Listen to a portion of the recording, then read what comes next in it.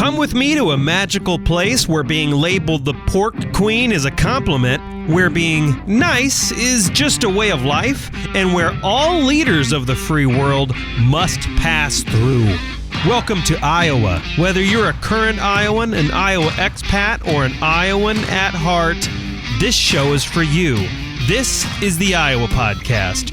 Real Iowans, real talk, no drama. I'm Justin Brady, and joining me today is Jeff Fleming, the Executive Director of the Des Moines Art Center. Jeff, thank you for coming on the show. I appreciate it. Oh, my great pleasure. Thank you for having me. So before we get started, have you subscribed, everyone listening? Jeff, if you want to hear from great Iowans like Jeff, you need to subscribe to the show. It's on Apple Podcasts, Spotify, Google Podcasts, pretty much everything. You want to get one weekly new guest a week and learn cool stuff, you got to subscribe. So, Jeff, I appreciate you joining me. You have a new exhibition, and I don't want to spoil the surprise. The information's been out there. You guys have done a great job putting that out there. But why don't you tell everybody what it is? It's all about Iowa. It is our 75th anniversary. The Art Center was founded in 1948, or at least it opens its door in 1948. So a couple of years ago, when we were planning what or how we would celebrate this milestone, I wanted it to focus on the community in which we lived. And so the exhibition that begins the celebration of our 75th year is called Art Center, 75 Years of Iowa Art. So it focuses on work produced by Iowa artists or artists who have a connection with Iowa, artists who may have lived here for a time, may have produced work here, any number of ways. So it really looks at 100 years of Iowa art, but focuses on the 75 years in which we existed. Most of the work comes from our permanent collections, which is exciting and hopefully informative to the audience as well. But wanting to be a part of the world in which we live, we have some special projects that were commissioned specifically for the show. So what does constitute, you did answer it a little bit there, right? But what categorizes or what qualifies, I should say, as Iowa art? Because I think most people probably think of just, paintings that you hang on a wall. But what's the full scope of what we see if we go to the Art Center and check this stuff out? Well, I'll answer your first question first about what is Iowa art. I don't think you can say that Iowa art is different from Illinois art or something else. In this case, it is art produced by artists who live in Iowa or have lived in Iowa or have a connection. So that's what is important to see, and it's intriguing to see as that definition, artists who are from Iowa or lived in Iowa or produced in Iowa, participates in both the national and global art movements of the past and of our time. So I think that's a wonderful distinction that you brought up, Iowa art. It's art produced in Iowa, but it participates on a global and national scale. Most people, I think, when they think of Iowa art, even people who lived here, who grew up in the state, they immediately think of American Gothic, right? That's what they think of. They think of American Gothic, the guy and the lady, and they're holding the pitchfork in front of that church window. And that's I think that's where most of it stops. So like painting, sculpture, what else would we see if we go to the Art Center? You would see all of the above. Grant Wood is very well represented in the show. The show has 5 sections. The first is landscapes and cityscapes, of which Grant Wood is a part of, because he certainly painted and utilized the landscape of Iowa in his work. So these are images that are familiar perhaps to many of us, whether it's the rolling landscape or whether it's a cemetery in Iowa City or the monuments by the Capitol or a view of the Des Moines River. Artists in that category does include Grant Wood, William Charles Palmer, which is beautiful work from the 1930s, Amy Worthen, and some others. And then the second section is early 20th century art. This is work that, as I said, although it was produced in Iowa, still participated in what was happening in the larger art world. Agnes Weinrich, Russell Coles, Carl Mattern. There's a beautiful, beautiful work by a little-known Iowa female artist, Irma Lucille Luckenbill, which is absolutely extraordinary work. And a lot of the work is by women as well, so there's a good representation here. The mid-20th century, again, artists who participated within the movements that were happening in the larger art world. Artists like Hans Brader, who was an important artist as well as teacher at the University of Iowa. He created the first intermedia program at the University of Iowa and produced extraordinary work of his own. Philip Guston, which is one of the most recognized abstract expressionism, and then went to figurative abstraction. Many people don't know he taught at the University of Iowa for several years. Yeah, I didn't His know work that. is represented in the collection. William Bailey, the same. Marvin Cohn, Larry Zox, for example. And then there is a section called Women Artists in Iowa, which does look at work by women even before the feminist movement in the art world in the 1970s, 80s, and 90s. They were working, many of them were working here in that category. For example, Elizabeth Catlin. She is a woman of color, and the Catlin resident dorm is named after at the University of Iowa. It's named after Elizabeth Catlin. She was the first Black female to receive an MFA, and that was from the University of Iowa. Amy Worthen again, Anna Gaskell, Miriam Shapiro, Anna Mendieta, Tilly Woodward are a part of that section. And then lastly, the art of our time. Of course, we continue to participate in what's happening in the world today. So, and of course, the population of Iowa also reflects the larger, vibrant and diverse world in which we lived. And there are wonderful artists that many of your listeners may even know or have known. Alex Brown, Philip Chen, Laurel Farron, Larissa Cable, Rita McBride, Mitchell Squire, Jordan Weber, David Dunlap. Wonderful artists. Most are living today and certainly continuing to produce work. Yeah, it's a bit surprising. It's a lot of artists packed in your space there. So is there, that's obviously surprising to me, right? Because at least to my knowledge, you don't have these listed anywhere. It's kind of one of those reveals when you go to the space. Is there anything that's a little bit surprising when people get there and see this exhibition? Is there any feedback you've been receiving that's kind of surprising to you or surprising to Iowans? Well, I'm thrilled with the response. It has been incredibly popular, but there may be some surprises for the audience. For example, there are 3 artists from the Meskwaki settlement that are included in the show, and they have produced extraordinary Meskwaki beadwork. Which is really wonderful. There's a collaboration with El Exito, which is a statewide nonprofit organization that advances and provides mentorship to Latinx youth. I think they're in 18 communities across the state. They have a program called Dream Seed, and the Dream Seed students have produced a body of work that is included in the show.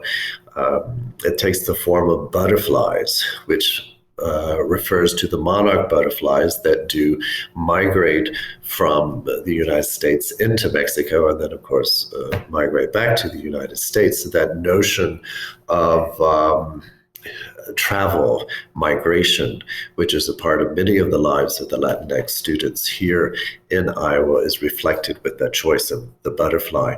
And then there's a QR code. These are sort of hidden in spaces, sometimes hidden within the gallery, and there's a QR code, and a viewer can hit upon the QR code, and then they will see short videos about Latinx life in Iowa.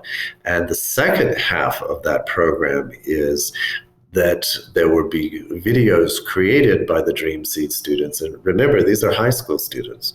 that will be located in Latinx community spaces around the state. So it's not even just at the Des Moines Art Center, but this travels outside our walls as well. I mean, so I'm terribly excited about that collaboration. It sounds huge. Like, initially I kind of thought 75 years of Iowa art. I saw some of the photos and I had this imagination that it was maybe a room devoted to it.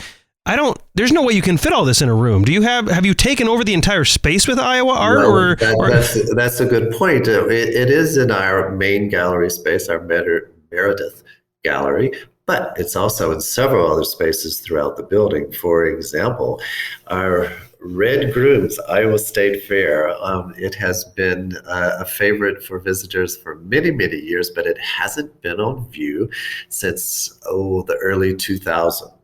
And it is now on view, and it is in the Pay building, and it is receiving a lot of attention. It is complete with the butter cow and the prize-winning pumpkin. It's absolutely fun and engaging and even interactive.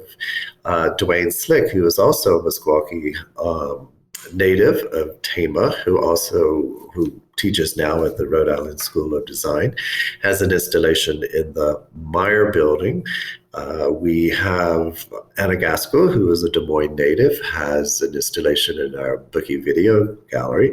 And then there are two performances coming up.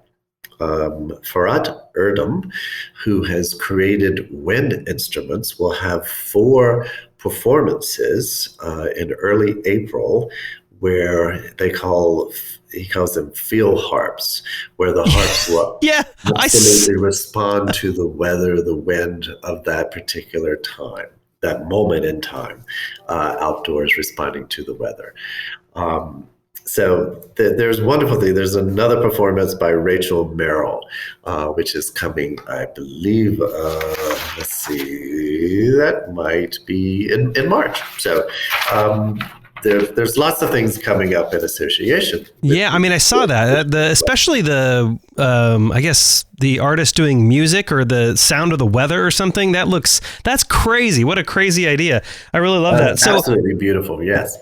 So, I want to move into the arts in general, if I may. I know that usually in periods of recession and inflation, budget's always a concern. So I'm pretty sure, we haven't had these long discussions before this. We were just talking before we recorded. I'm pretty sure both of us have met, but neither of us remember. But I know budgets are always a concern. They always get threatened.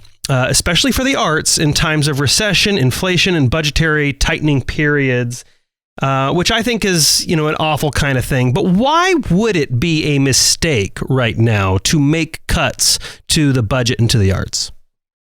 Well, it's a huge and complex answer. I think what needs to be articulated and advocated for is, and we see that every day in our programming, that to put it bluntly, the arts is not just about making a pretty picture. That you can talk about economics, you can talk about social, you can talk about educational, you can talk about transforming individuals' lives, and that's what we do in many ways. For example, our Art Access, our community-based programs, work with a variety of individuals in the community, from veterans to refugees to youth at risk. And again, it's not about necessarily the finished product. It's about a process. It's about transforming an individual and providing experiences and skills for that individual to navigate the world. And that is something that art is very well suited to accomplish. It can share information about the world. People learn in very different ways, and visual is one of the most impactful ways that people can learn about the world around them. So this is what the arts do. And in addition to creating empathy, abilities to learn. The list could go on and on. And if you want to talk about economic, we can go in that direction as well. And the sculpture park in downtown Des Moines is a perfect example of that. Here we saw a green space in 2006, and it was transformed into a sculpture garden in 2009. The tax assessment of the properties around that space and before the park opened, I'm sure I won't get my figures exactly right, but $40 to $45 million. Most recently, it's now $450,000 tax assessments for the property around it. So if you want to talk about economic development, this is a perfect example of how it can transform a community and transform a neighborhood and contribute to the economic vitality of a community and to a neighborhood. No, absolutely. And the sculpture park is a really great example. I wasn't sure if we were going to get to that or not, but since you did bring it up, how did that start? Because and we can briefly touch on that because that's probably a story most people could, web search if they spent enough time. But how did you get involved in it, and how did that whole thing start? And the Art Center, by you, I mean the Art Center. Sure. I vividly remember it was a March day in 2007, and Papa John called me and said, "Jeff, Mary, his wife, Mary and I have an idea." And this was right after the Western Gateway in downtown Des Moines opened in 2006.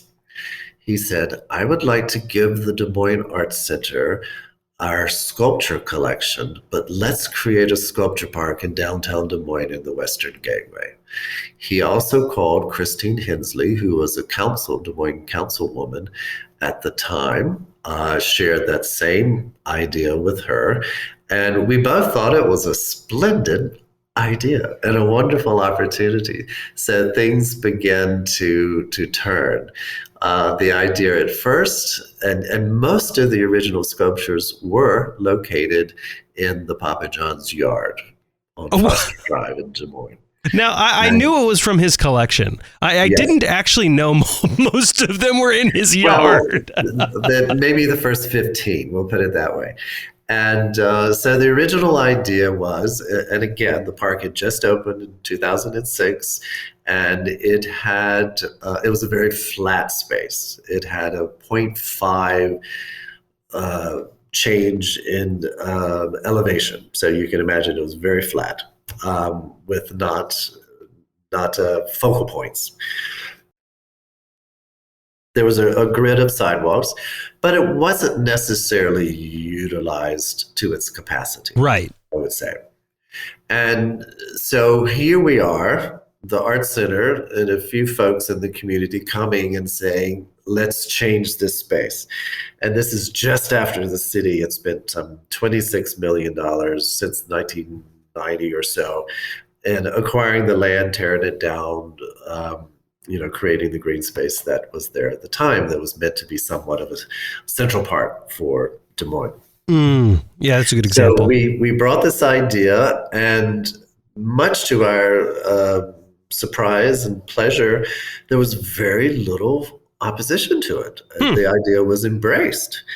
And so we were going to place, for example, the first 15 sculptures that were given to the Art Center within the existing Western Gateway. We quickly decided that really wasn't going to be good enough.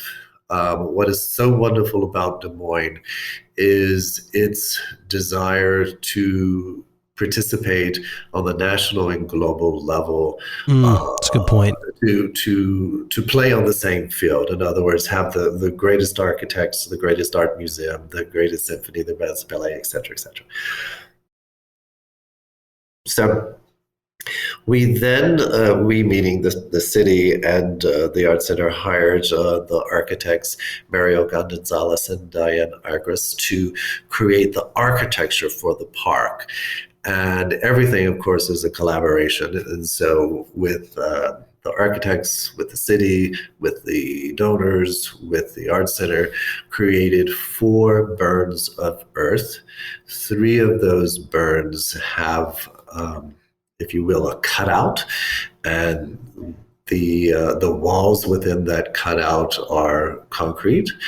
And so the plan was to create vistas of wide open spaces and then narrow spaces, and then you could walk through the narrow space and come upon another vista, and or galleries within those. Oh, that's a good. I never caught it until you just said that right now, that you essentially created galleries outdoors. I've been looking at this sculpture park for how many years now, and I never caught that. 13. Yeah, I've never caught that. And like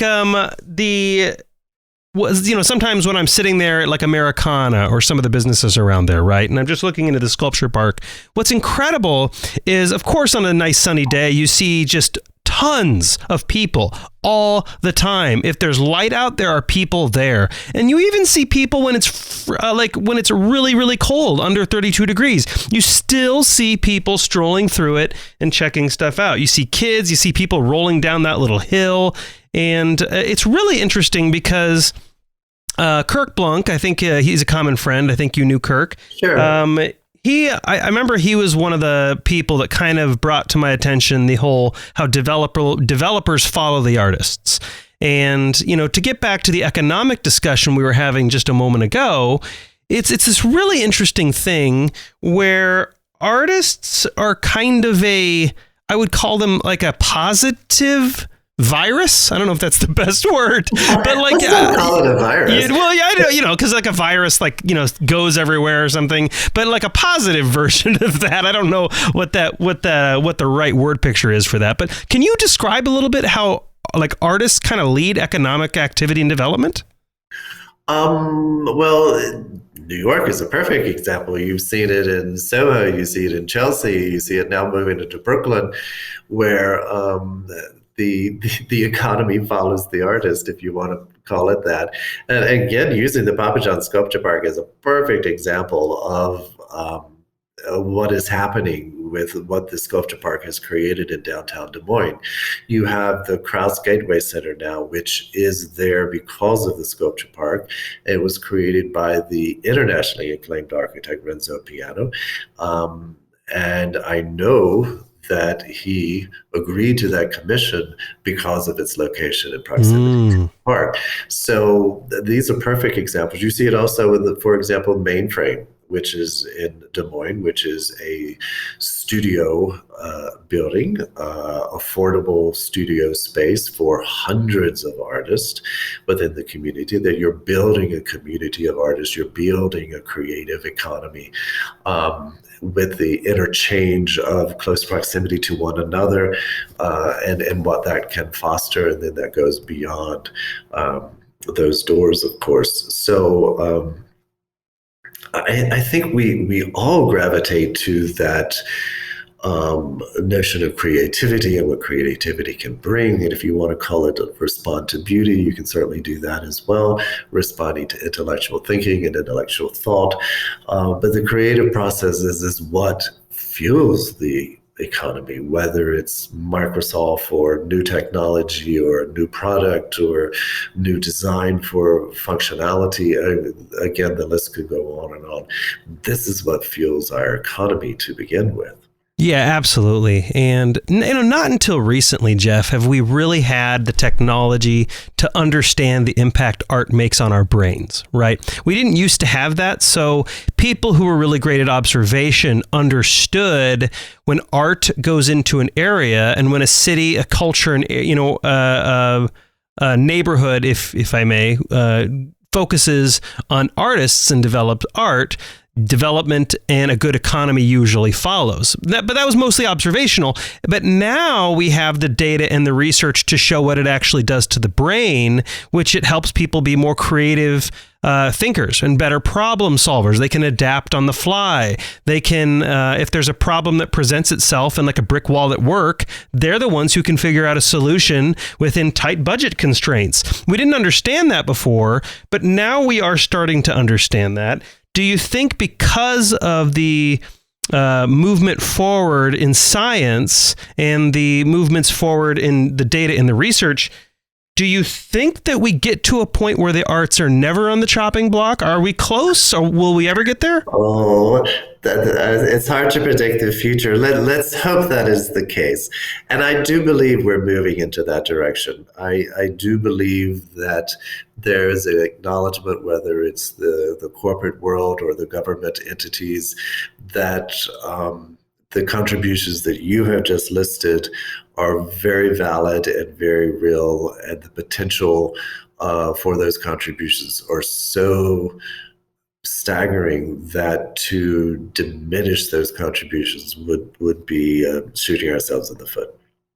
Yeah, I'm almost like, other cities, other states, you guys can go ahead and get rid of your art programs, because the state of Iowa, we will just sit here and we will collect all your talent and we will outgrow your economy. We're totally fine with that here in Iowa. There you go. I think another thing, I don't know if you want to talk about this at all, is how the arts kind of control culture very much upstream. It's like almost one of the best, say I'm a PR guy, I'm a communications guy, and the arts are almost one of the best PR cultural shaping tools people have access to.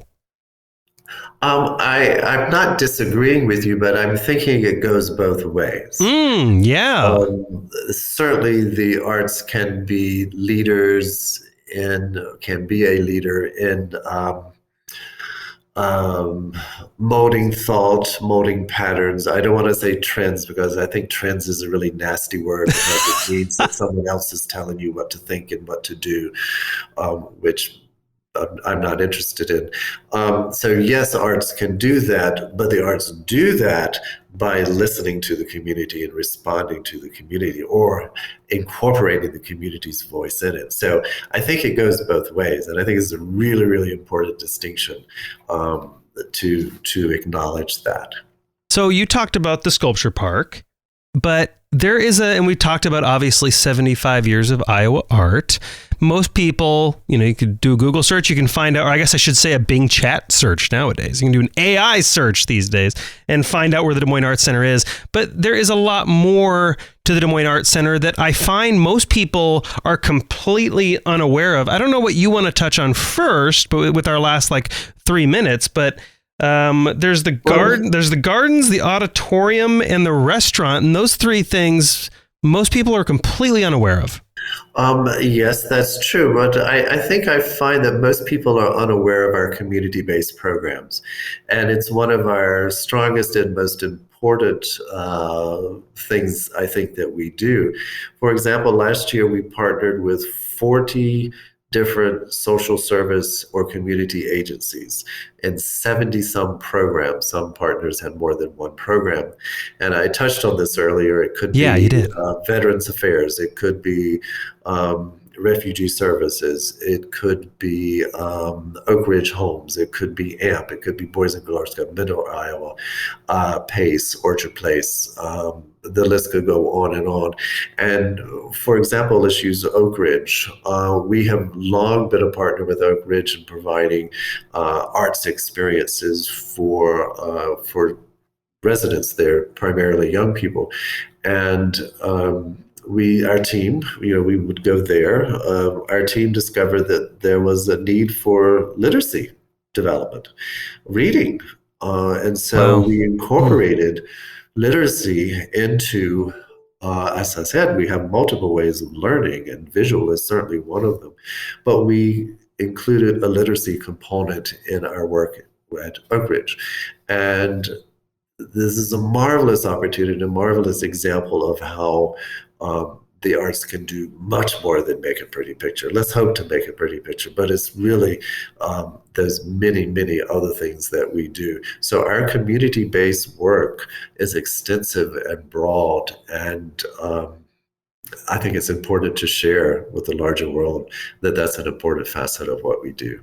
I don't know if you're partnered with a university or a research entity of some kind on those community-based programs, but I'm sure, just looking at the other data, the other data we have access to, I'm sure that is an incredible tool to increase the opportunities for those groups. I'm sure it's absolutely incredible. There are obviously, just last minute left, there's obviously the gardens, the auditorium. There's these beautiful gardens behind the art center. There's the auditorium space, which I remember we partnered with you years ago on a different project called the Iowa Creativity Summit. And I was absolutely shocked by how cool that auditorium is. It still yellow? Does it still have the cool yellow fabric? It's an orangish rust fabric, which was chosen by IMP. It is a beautiful, beautiful auditorium. It is so cool. We do a variety of things there. We have the Oscar shorts now, last weekend and this weekend. It'll be the documentary, animated, and I'm missing something. But 3 different categories.